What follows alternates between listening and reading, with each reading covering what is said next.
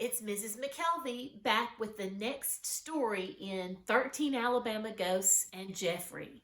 But before we get to today's story, I want to think back to yesterday's challenge. Yesterday, I challenged you to find out about the types of columns.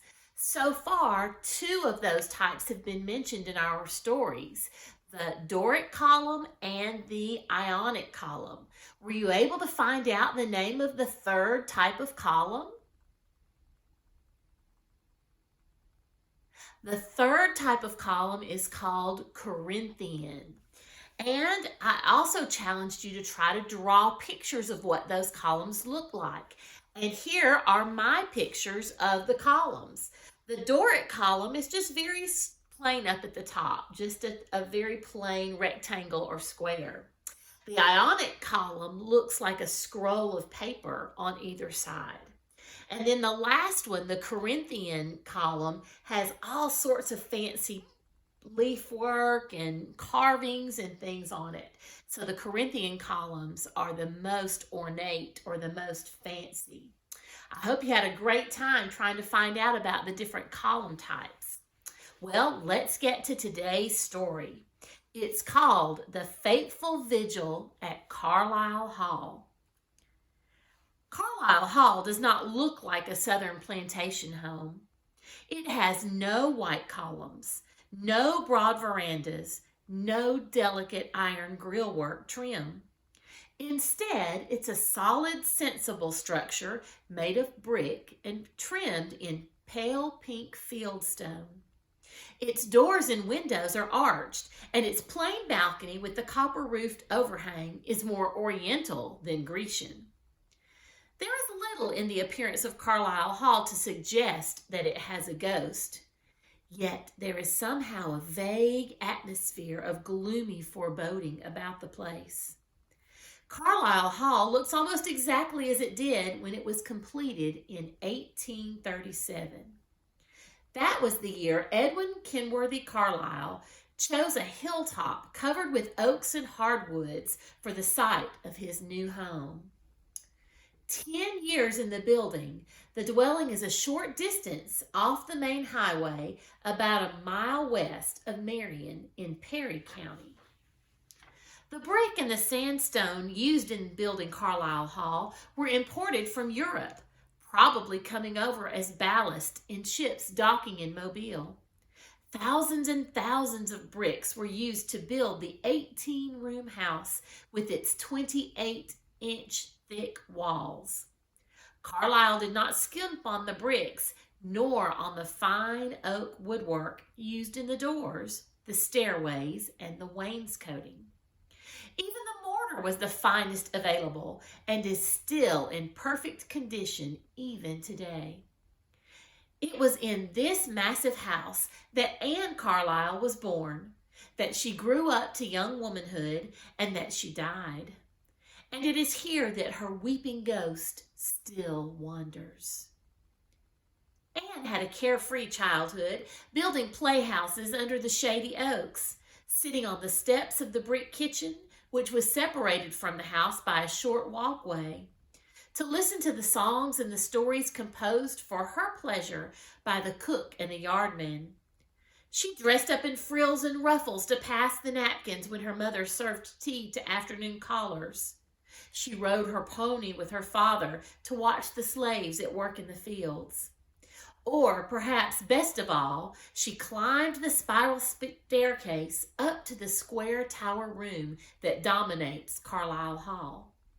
Here in the tower, with its triple windows on all four sides, Anne and her playmates spent many happy hours.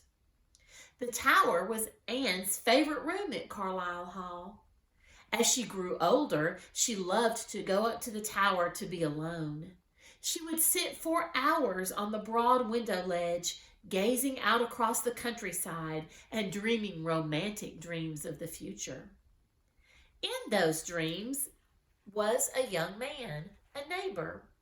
As children, they had played together around Carlisle Hall's spacious ground and in the tower room, and they had laughingly talked of marriage when we get big.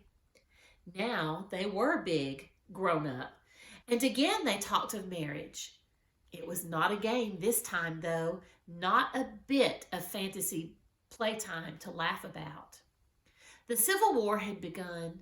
Their plans for marriage were tinged with uncertainty and sadness. And sometimes Anne wondered if they would ever again share such carefree laughter as they had known in childhood. Anne's love had been among the first from Perry County to volunteer for his service in the Confederate Army. Although he and Anne were deeply in love, they felt they could not marry until the war had ended. They had discussed plans for their future again and again, and always the young man said, "Don't worry, Anne. The war won't last long. I'll soon be back home, and we can have the wonderful wedding we used to talk about when we were children playing in the tower room. Remember?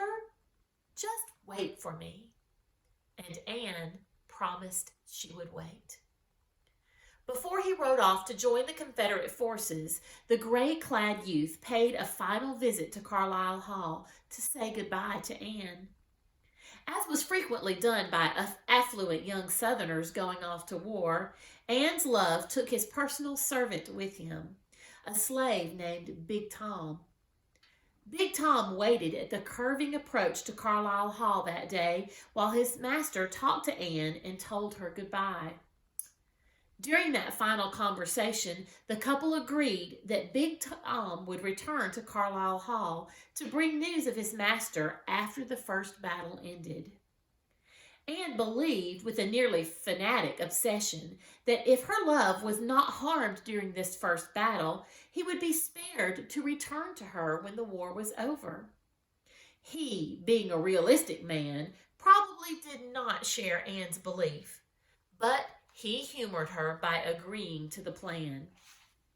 "If you are all right, let Big Tom come riding back, waving a white flag.